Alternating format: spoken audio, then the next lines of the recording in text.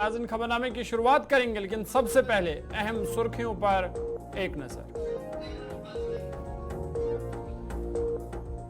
DDC Baramulla Safina bag ने LG मनोजना को लिखा खत, जम्मू कश्मीर हज कमेटी ओहदे से फारिग करने की दरख्वास्त की। कांग्रेस एनसी इत्तेहाद मुश्किल में, कांग्रेस ने 90 उम्मीदवारों की फिहरिस्त हाईकमान को सौंपी। हतमी फैसला आज मुतवक्का। असेंबली इंतखाबात के लिए जमात इस्लामी भी तैयार। पहले मरहले में 10 हल्कों से मैदान में उतरने की तैयारी। दिल्ली में भारतीय जनता पार्टी का सीईसी इजलास आज, उम्मीदवारों की पहली फिहरिस्त को मिल सकती है मंजूरी। शुमाली कश्मीर कुपवाड़ा के मदसे में ऑयल टैंकर को पेश आया हादसे में 2 अफराद जाँ बहक, 1 जख्मी।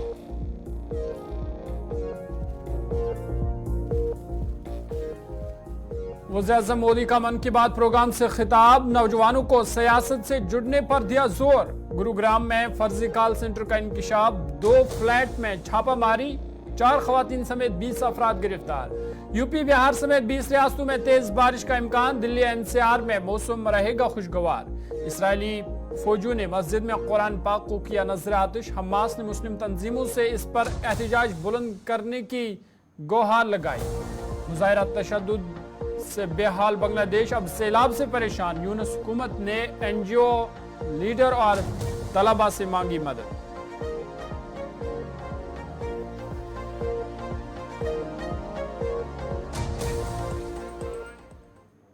सुर्खियों के बाद खबरें तफसीलात के साथ। सबसे पहले बड़ी और अहम खबर को लेकर बात करेंगे और इस वक्त की बड़ी खबर श्रीनगर से आ रही है, जहां पे DDC Baramulla chairperson Safina bag ने एलजी मनोजना को खत लिखा है। खत में उन्होंने ओहदे से फारिग करने की दरख्वास्त की है एलजी इंतजामिया से, क्योंकि सफीना बैग जम्मू कश्मीर हज कमेटी की चेयरपर्सन है और इस ओहदे से फारिग होने की दरख्वास्त उन्होंने एलजी मनोजना से की है।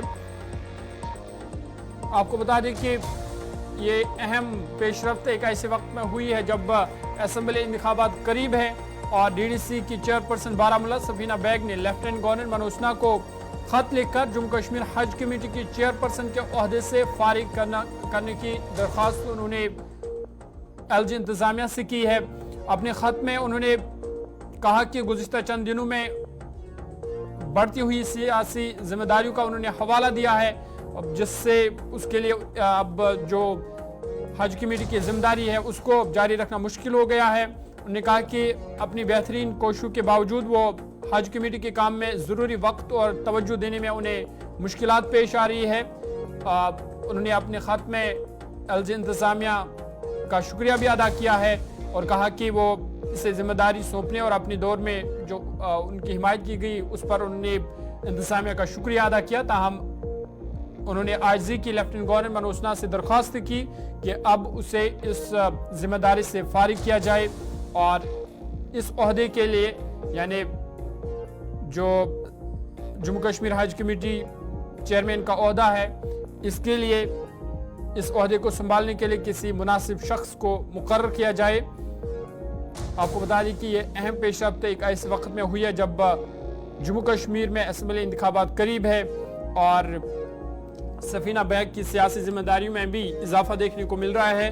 और ऐसे में उन्होंने अब एलजी इंतजामिया को खत लिखा है जिसमें उन्होंने दरख्वास्त की है लेफ्टिनेंट गवर्नर मनोजना से कि उन्हें जो वो जम्मू कश्मीर हज कमेटी की चेयरपर्सन है उस ओहदे से उन्हें फारिग किया जाए।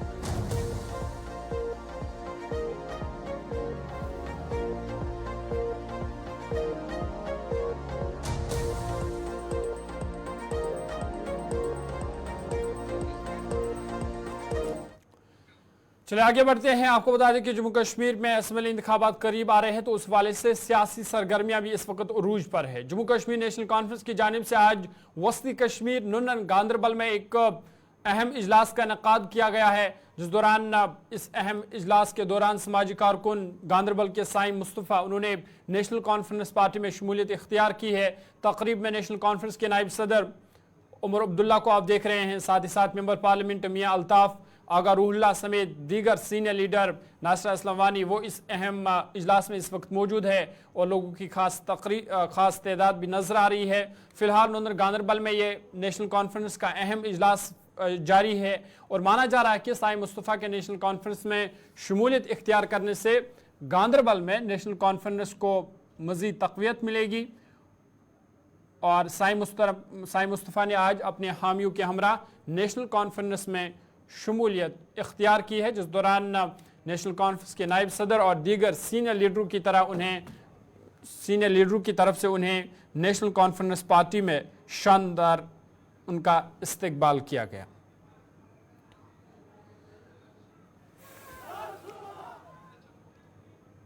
चलिए, बात सियासत की हो रही है तो एक बड़ी खबर आपके सामने रखते हैं और आपको बता दें कि नेशनल कॉन्फ्रेंस और कांग्रेस इत्तेहाद में खतरे के बादल मंडला रहे हैं, क्योंकि कांग्रेस ने 90 उम्मीदवारों की फहरिस्त हाईकमान को सौंपी है, जिसके बाद अब मीटिंगों का सिलसिला जारी है। एक तरफ से जहां नेशनल कॉन्फ्रेंस मीटिंगें कर रही है तो दूसरी तरफ कांग्रेस की भी मीटिंग चल रही है और अभी कुछ देर पहले दिल्ली में एक अहम मीटिंग इख्तिताम को पहुंची है। और क्योंकि पर्चे नामजदगी दाखिल करने की तारीख भी अब करीब आ रही है, 27 आखिरी तारीख है पहले मरहले के लिए कि 27 से पहले जो उम्मीदवार पर्चे नामजदगी दाखिल करना चाहता है तो वो 27 से पहले ही अपने पर्चे नामजदगी जो है दाखिल करे, ताकि वो आने वाले इंतखाबात में हिस्सा ले सके, इंतखाबात लड़ सके। उसके लिए ज़रूरी है कि वो 27 से पहले ही अपनी जो कागजात नामजदगी है वो जमा कराए। लेकिन जिस तरह से इत्तेहाद बना था, अब खबर ये है कि कहीं ना कहीं खतरे के बादल इस इत्तेहाद पर मंडला रहे हैं, क्योंकि कई एक नशस्तों पर इत्तेफाक नहीं हो रहा है नेशनल कॉन्फ्रेंस और कांग्रेस पार्टी के दरमियान। और जिस तरह से जब राहुल गांधी जम्मू कश्मीर दौरे पर थे तो उन्होंने कहा कि जो कांग्रेस के कारकुन हैं या लीडर हैं उनकी इज्जत को मद्देनजर रखते हुए इत्तेहाद या सीट शेयरिंग की जाएगी।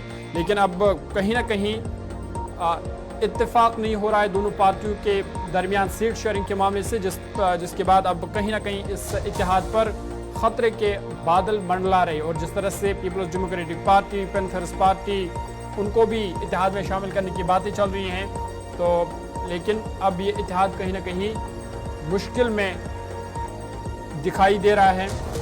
लेकिन पेदर पे मीटिंगों का सिलसिला जारी है, एक तरफ से नेशनल कॉन्फ्रेंस और दूसरी तरफ से कांग्रेस पार्टी। और ये आज इम्कान है कि आज जो है इस पर हतमी फैसला आएगा, क्योंकि जो फॉर्म जमा करने की तारीख है वो भी करीब आ रही है, 27 आखिरी तारीख है। तो ज़रूरी है कि इससे पहले ही उम्मीदवारों की फहरिस्तें जारी की जाए। इस पर मजीद बातचीत करेंगे, सीधा आपको श्रीनगर लिए चलेंगे। गुलिस्तान न्यूज़ नुमाइंदा इमरान नाइक को हमारे साथ है। इमरान, बहुत शुक्रिया ज्वाइन करने के लिए। अपडेट कीजिएगा, जिस तरह से खबरें आ रही है कि इस इत्तेहाद पर अब कहीं ना कहीं खतरे के बादल मंडला रहे हैं, और जो मीटिंग दिल्ली में चल रही थी कांग्रेस पार्टी की वो भी अभी कुछ देर पहले खत्म हुई है। क्या कुछ उस मीटिंग से सामने निकल कर के आया है?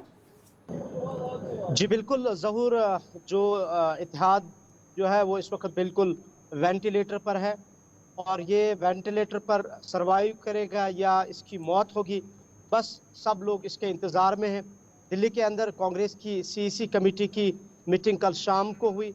आज सुबह भी वहाँ पे कांग्रेस सीनियर लीडर्स की आपसी मीटिंग हुई, जिसमें JKPCC के सदर तारिक हमीद करा और स्क्रीनिंग कमेटी और इलेक्शन मैनिफेस्टो कमेटी और दीगर जो सीनियर कायदीन है कांग्रेस के, वो उस मीटिंग का हिस्सा थे। और इस वक्त कांग्रेस के सदर तारिक करा और दीगर जो सीनियर लीडर्स हैं जम्मू कश्मीर के, वो वापस वादी कश्मीर की तरफ आ रहे हैं। तो कुल मिला के अभी तक चूंकि कोई हतमी फैसला नहीं लिया गया है, और जैसा कि आपने आगाज में ही कहा कि इस पूरे इत्तेहाद पर खतरात के बादल मंडरा रहे हैं और इत्तेहाद इंतहाई सख्त हालात से गुजर रहा है इस वक्त, अगर हम सियासी एतबार से इसको देखें। लेकिन एज सच ये कहना बड़ा मुश्किल है कि इत्तेहाद ख़त्म हुआ है, क्योंकि इस पे अभी तक जिस भी सियासी लीडर से आप बात करेंगे वो कांग्रेस से ताल्लुक रखते हों।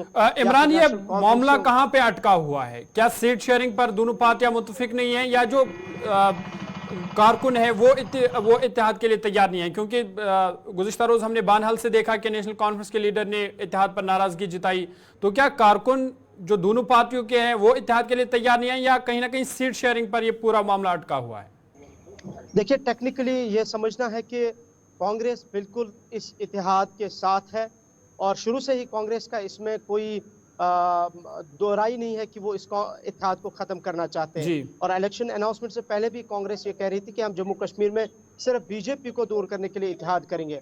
और वो अपने इत्तेहाद पर कायम है। लेकिन जो इस वक्त एतराज़ात उठे हैं, हमारे पास जो इतलात हैं, जो पार्टी के अंदर with in the national conference हो या फिर कांग्रेस हो सोर्सेज हैं, वो यही है कि सीट शेयरिंग के मामले पर कांग्रेस के जो कुछ सीनियर लीडर्स हैं, जिसमें डिस्ट्रिक्ट प्रेसिडेंट्स है या फिर एक्स लेजिस्लेटर्स, चाहे एमएलसीज हो या एमएलएज हो, वो ये बात सामने रख रहे हैं कि इत्तेहाद एक रेस्पेक्टेबल मैनर में हो और साथ साथ जहाँ पे कांग्रेस का काडर, जहाँ पे कांग्रेस की सेगमेंट जो है वो मजबूत है, वहाँ पे कांग्रेस को ही मौका मिलना चाहिए। बिल्कुल। लेकिन उस चीज़ पर नेशनल कॉन्फ्रेंस जो है ये समझती है कि वहाँ पे उनका भी कैंडिडेट मजबूत है। तो जहाँ एक ही सेगमेंट में दोनों पॉलिटिकल पार्टीज़ का कैंडिडेट या दोनों पॉलिटिकल पार्टीज़ का ग्राउंड जो काडर है वो मजबूत है, वहाँ पे ये मामला पूरा लटका हुआ है। लेकिन इसको अब हतमी शक्ल देने के लिए या इस मामले को हल करने के लिए कल शाम को कांग्रेस की सीसी कमेटी की मीटिंग भी हुई और इस वक्त तारिक करा, जैसे कि मैंने कहा, वापस श्रीनगर आ रहे हैं और दोपहर के बाद ही श्रीनगर के अंदर फिर से कांग्रेस का खीमा जमा हो रहा है, कांग्रेस की जो सीनियर लीडर्स है, और उस पर कोई हतमी फैसला लिया जा सकता है और मुमकिन तौर पर आज शाम तक ये जो पूरा मामला है ये साफ हो जाएगा। बहुत शुक्रिया तफसीलात फराहम करने के लिए, आप हमारे साथ बने रहेगा। दूसरी खबर पर दोबारा आपसे जानकारी लेंगे। फिलहाल ये जो इत्तेहाद है नेशनल कॉन्फ्रेंस और कांग्रेस पार्टी का, इस पर कहीं ना कहीं खतरे के बादल मंडरा रहे हैं, क्योंकि काफी कम वक्त बचा है। 27 आखिरी तारीख है, लेकिन अभी तक दोनों पार्टियों ने ऑफिशियली तौर पर उम्मीदवारों की फहरिस्त जारी नहीं की है, लेकिन मीटिंग का दौर अभी भी जारी है। जहां दिल्ली में एक मीटिंग हुई, अब जो कांग्रेस पार्टी के लीडरान है वो श्रीनगर के लिए रवाना हुए हैं और श्रीनगर में भी और एक मीटिंग होने वाली है। इधर जराये से खबर यह है कि डॉक्टर फारूक अब्दुल्ला की सदारत में भी नेशनल कॉन्फ्रेंस की मीटिंग इस वक्त चल रही है और कहीं ना कहीं मामले को सुलझाने की कोशिश तो की जा रही है, लेकिन क्या दोनों पार्टियों के दरमियान इत्तेफाक बन पाएगा, ये एक बड़ा सवाल है। और फिर जो वक्त है वो भी करीब आ रहा है, क्योंकि काफ़ी कम टाइम बचा है।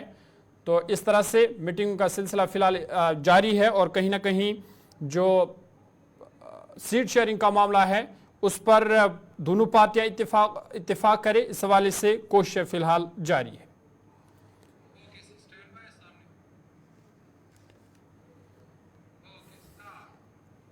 चलिए आगे बढ़ते हैं और एक बड़ी खबर की बात करते हैं और आपको बता दें कि सियासी गहमा गहमी इस वक्त जहां जम्मू कश्मीर में तेज हुई है, वहीं दूसरी तरफ जमात इस्लामी भी अब डेब्यू करने जा रही है। इस तरह की खबरें सामने आ रही है कि जमात इस्लामी भी आने वाले असेंबली इंतखाबात में हिस्सा लेने के लिए तैयारी कर रही है और पहले मरहले में जहां 24 सीटों पर इंतखाबात होंगे, 7 अरकान को इलेक्शन में उतारने के हवाले से तैयारियां चल रही है। जनूबी कश्मीर से ये उम्मीदवार होंगे और अभी खबर यह है कि फिलहाल इन्हें आज़ाद उम्मीदवार के तौर पर इन्होंने इलेक्शन लड़ने का फैसला किया है और ये अहम पेशरफ्त हुई है कि जम्मू कश्मीर में जहां सियासी गहमा गहमी तेज है, तो दूसरी तरफ जमात इस्लामी भी अब तैयार है। आपको याद होगा कि जमात इस्लामी पर पहली ही जो यूएपीए के तहत 5 साल की पाबंदी उसको मजीद बढ़ा दिया गया और अब खबर यह है कि जमात इस्लामी के जो अरकान या मेंबर रह चुके हैं वो अब आने वाले असेंबली इंतखाबात में हिस्सा लेंगे और आज़ाद उम्मीदवार के तौर पर वो डेब्यू करने का फैसला उन्होंने लिया है और 7 के करीब अरकान हैं जो आने वाले असेंबली इंतखाबात में हिस्सा ले सकते हैं। इस पर मजीद बातचीत करेंगे। इमरान लगातार हमारे साथ है। इमरान, ये जो खबरें आ रही है कि जमात इस्लामी भी अब असेंबली इंतखाबात में डेब्यू करने जा रही है, लेकिन दूसरी तरफ अगर देखा जाए तो 5 साल की पाबंदी इन पर लग चुकी है, तो क्या इनको इजाजत दी जाएगी आने वाले असेंबली इंतखाबात में इलेक्शन लड़ने के लिए? इस्लामी इस वक्त एक ममनुआ तंजीम है, यानी कि एक बैंड ऑर्गेनाइजेशन है और कुछ रोज कबल यूएपीए ट्रिब्यूनल ने इन पर जो पाबंदी है वो अपहोल्ड रखी, यानी इस पर बरकरार रखी। लेकिन जमात इस्लामी जब से जम्मू कश्मीर में ये इंतखाबी माहौल यहाँ पे पैदा हुआ था पार्लियामेंट इंतखाबात से कबल, तो जमात इस्लामी के जो कारकुनान हैं उन्होंने जमहूरी अमल का हिस्सा बनने के लिए इशारा दिया था और फिर बाद में वो मीडिया पर खुल के सामने आए और उन्होंने ऐलान भी किया कि जमात इस्लामी आने वाले असेंबली इंतखाबात में हिस्सा लेंगे, जो कि फिलहाल इन पर पाबंदी बरकरार है और एक बैंड ऑर्गेनाइजेशन है यूएपीए एक्ट के तहत। लेकिन अब जो खबरें या जो जराये से मुसद्दिका इत्तलात मौसूल हो रही है कि जमात इस्लामी इंडिपेंडेंटली यानी आज़ाद उम्मीदवार के तौर पर अपने उम्मीदवार जो है साउथ कश्मीर के अंदर खड़े कर रहे हैं। नॉर्थ कश्मीर से भी हमें इत्तलात मिल रही है कि जमात इस्लामी का जो काडर है वो घेर अप हो चुका है और बाकी जो वादी कश्मीर के अजला से जमात इस्लामी के जो विंग्स है उनको भी आहिस्ता आहिस्ता घेर अप किया जा रहा है असेंबली या इंतखाबात के हवाले से। बिल्कुल। फिलहाल यही इत्तलात है कि जमात इस्लामी करीबन 7 अपने उम्मीदवारों को जो एक्टिविस्ट है उनके जो फॉर्मर एक्टिविस्ट है उनको असेंबली इंतखाबात में बतौर इंडिपेंडेंट कैंडिडेट उनको शामिल कर रहे और वो इस इंतखाबात का हिस्सा बन रहे। चूँकि ये एक लीगल पॉइंट ऑफ व्यू है यानी कि इसे कानूनी तौर पर इस पे जो बेहतर है वो एक लीगल एक्सपर्ट ही या कानूनी माहिर ही बात कर सकते हैं कि इसका लीगल स्टेटस क्या है, क्या इसमें वो इजाज़त दी जा सकती है या नहीं दी जा सकती। लेकिन जहाँ तक एक जमहूरी अमल का ताल्लुक है, चूँकि जमात इस्लामी पर जो पाबंदी है ये MHA ने लगाई है और ये पूरा जो मामला है ये अदालत के अंदर है। ये बाद में फैसला किया जाता है कि अदालत इसको क्या ममनुआ तंजीम करार देगी नहीं करार देगी जब हम कानूनी एतबार से इन चीज़ों को देखते हैं।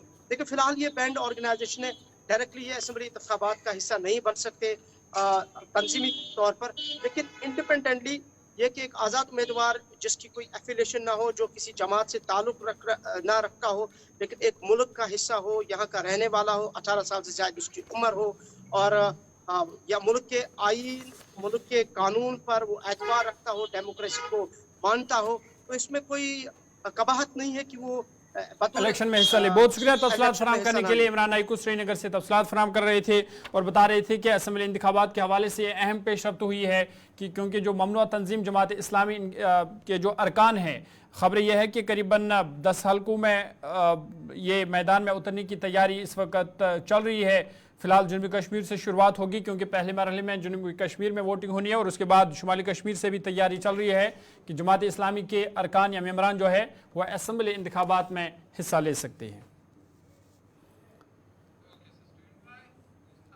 चलिए, बात असेंबली इंतखाबात की हो रही है तो आपको बता दें कि भारतीय जनता पार्टी भी इस वक्त सरगर्म है और भारतीय जनता पार्टी का अहम इजलास आज दिल्ली में होने वाला है। CEC का इजलास होगा जिसमें वज़ीर आज़म नरेंद्र मोदी शामिल होंगे, साथ ही साथ वज़ीर दिफा राजनाथ सिंह और पार्टी सदर JP नड्डा इस अहम इजलास में शामिल होंगे।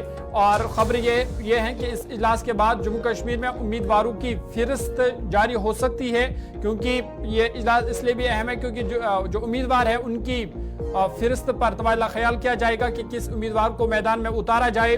और आज फिर जब ये मीटिंग खत्म होगी तो आज शाम भारतीय जनता पार्टी अपने उम्मीदवारों की पहली फिहरिस्त जारी कर सकती है। अभी तक भारतीय जनता पार्टी ने जम्मू कश्मीर असेंबली इंतखाबात के हवाले से अपना मैनिफेस्टो भी जारी नहीं किया है, तो इम्कान है कि इस मीटिंग के बाद एक दो मैनिफेस्टो भी जारी होगा। दूसरा ये कि जो उम्मीदवारों की पहली फिहरिस्त है उसको भी हतमी शक्ल दी जाएगी। और मीटिंग इसलिए भी अहम है क्योंकि भारतीय जनता पार्टी के सरकर्दा लीडर जो है इसमें शामिल हो रहे हैं। खुद वज़ीर आज़म नरेंद्र मोदी होंगे, राजनाथ सिंह होंगे, अमित शाह होंगे और फिर जम्मू कश्मीर के जो पार्टी लीडरान हैं वो भी इस अहम मीटिंग का हिस्सा रहेंगे। और मीटिंग में जो नाम है उनको हतमी शक्ल दी जा सकती है क्योंकि तारीख करीब आ रही है। 27 आखिरी तारीख है, 2 दिन बच चुके हैं पहले मरहले के लिए उम्मीदवारों के लिए कि वो अपना पर्चा नामजदगी दाखिल कर सकते हैं। और आज दिल्ली पर और ख़ासकर इस मीटिंग पर आज सबकी नज़रें होंगी जहां पर उम्मीदवारों की पहली फिहरिस्त को हतमी शक्ल इस अहम मीटिंग में दी जा सकती है। इस पर मजीद बातचीत करेंगे, सीधा आपको दिल्ली लिए चलेंगे। गुलिस्तान न्यूज़ नुमाइंदा ताबिश कमाल हमारे साथ है। ताबिश, बहुत शुक्रिया ज्वाइन करने के लिए। अपडेट कीजिएगा मीटिंग के हवाले से।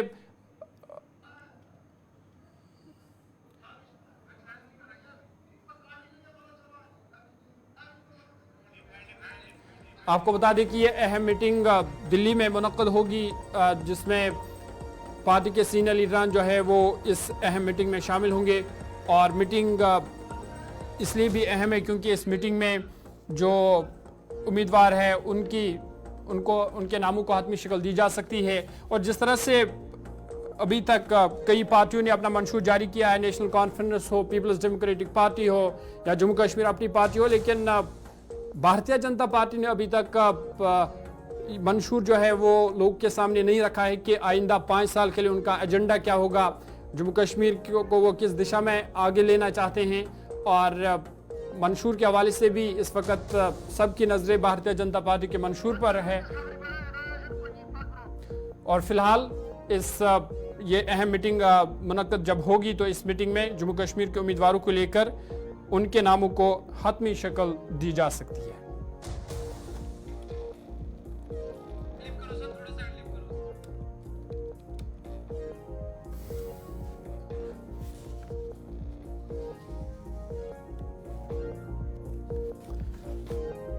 जम्मू कश्मीर के सीनियर लीडरान भी इस अहम मीटिंग में शामिल होंगे। पार्टी जो जम्मू कश्मीर असेंबली इंतखाबात के इंचार्ज है राम माधव, वो होंगे, जी किशन रेड्डी होंगे।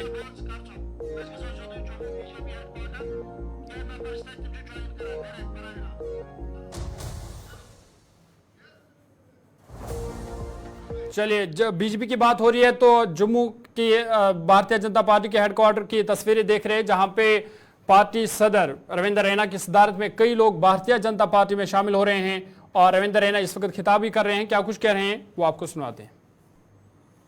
अंदरूट बगला के क्षेत्र से आज बड़ी संख्या में हमारे साथी सहयोगी जो कि अलग अलग राजनीतिक पार्टियों में इससे पहले सक्रिय थे, आज ये सब भारतीय जनता पार्टी का दामन थाम रहे हैं।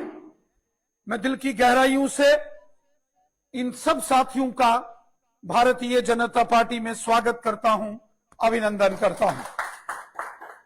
साथियों,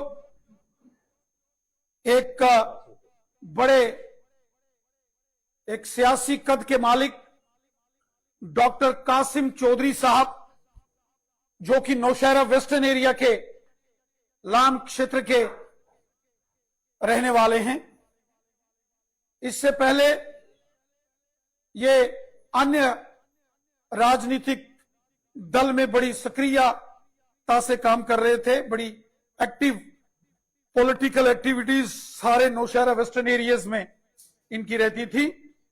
मैं डॉक्टर कासिम चौधरी साहब का भारतीय जनता पार्टी में स्वागत करता हूं, जोरदार तालियों के साथ। डॉक्टर कासिम चौधरी साहब का हम भारतीय जनता पार्टी में वेलकम करते हैं, स्वागत करते हैं। इसी के साथ साथ रिटायर्ड इंस्पेक्टर मोहम्मद हुसैन साहब, जो कि एक बड़ी नामी गिनामी शख्सियत के मालिक हैं, जोरदार तालियों से जनाब रिटायर्ड इंस्पेक्टर मोहम्मद हुसैन मिर्जा साहब का हम भारतीय जनता पार्टी में स्वागत करते हैं, वेलकम करते हैं।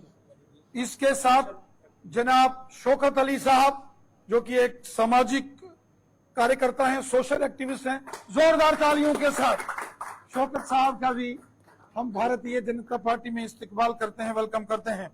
जनाब अब्दुल सितार पंच साहब, जो कि रानी बडेतर के एरिया से हैं, मैं तालियों के साथ इनका इस्तकबाल करें, बहुत शानदार। एक बहुत ही नामी गिनामी शख्सियत के मालिक, जिन्होंने एक लंबी सेवाएं जो हैं वो एजुकेशन डिपार्टमेंट के अंदर दी, और उस वक्त भी बड़े जोशो जुनून के साथ उन्होंने बच्चों को शिक्षा दूर सुदूर के एरिया में वो बड़ी मेहनत से देते थे, और शिक्षा के साथ साथ सामाजिक कार्यों में जिनका बहुत बड़ा नाम है, ऐसे रिटायर्ड बीजेपी हेडक्वार्टर जम्मू की तस्वीरें आप देख रहे थे, जहां पे यूटी सदर रविंद्र रैना की सदारत में कई लोग जिन्होंने जो दूसरी पार्टियों से निकल करके आए हैं या सामाजिक कारकुन के तौर पर काम कर रहे थे, उन्होंने आज रविंद्र रैना की सदारत में भारतीय जनता पार्टी में शमूलियत इख्तियार की है।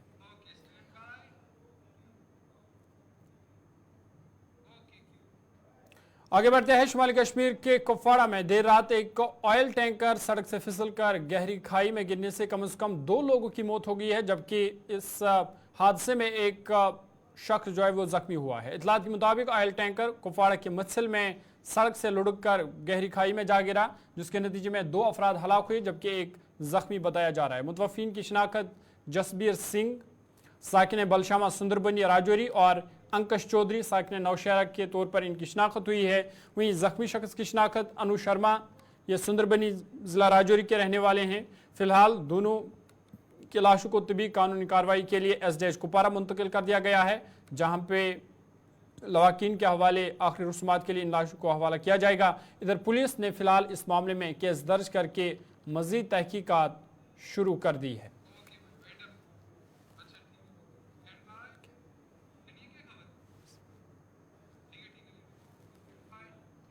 श्रीनगर के हफ्चिनार इलाके में आके एक होलनाक वारदात में एक दुकान नजरात हुआ है। मुकामी लोगों के मुताबिक दौरान शब एक दर्जी के दुकान से अचानक आग नमदार हुई, जिसने भयानक शक्ल इख्तियार करते हुए पूरी दुकान को अपनी लपेट में ले लिया। मुकामी लोगों, फायर सर्विस अमले और पुलिस ने मौके पर पहुंचकर आग पर काबू पा लिया। आग को मजीद फैलने से अगरचे रोका गया, ताहम दुकान के अंदर मौजूद लाखों रुपये मालियत की मशीनें और दीगर साजो सामान मुकम्मल तौर पर खाकस्तर हुआ है। बताया जाता है कि दुकान का मालिक मस्जिद शरीफ के खजानची भी हैं और दुकान के अंदर मस्जिद का कैश भी मौजूद था, जो इस आग की वारदात में खाकस्तर हुआ। जनाब, आज रात को 3 बजे ये आग नमदार हुई, जिस वक्त के ये एक दुकान है, एक टेलर का दुकान है और इस टेलर के दुकान के साथ साथ इसकी दूसरी दीवार के साथ मौलवी साहब का कमरा है और हम अंदर सोए हुए थे। अचानक हमें आवाज़ आई और आवाज़ ऐसी आई कि ठक ठक आवाज़ आने लगी कि ऊपर से कुछ लकड़ियां गिरने लगी। हम उसी वक्त उठे और उठकर मैंने अपने आयाल को बाहर निकाला और निकालते हुए मैंने जब देखा दुकान में तो आग लग रही थी और इस दुकानदार का बेचारे का बहुत सारा नुकसान हुआ है, क्योंकि 4-5 मशीनें यहाँ हैं, उन मशीनों का नुकसान हुआ है और उन मशीनों के बाद इसका ऐसा नुकसान हुआ है कि जो ये टेलर था ये मस्जिद का एक खजानची है और इसके खजानची होने के बाद इसके पास सारे जो पैसे वैसे थे और रसीद बुक्सी वो आप देख सकते हैं। तो रसीद चलिए, अभी तक के ताज़ा उर्दू खबरनामे में फिलहाल मेरे साथ इतना ही। अपने मेज़बान ज़ुहुल ओलाबी को दीजिए इजाज़त। देश दुनिया की बाकी खबरों के लिए आप देखते रहिए गुलिस्तान न्यूज़।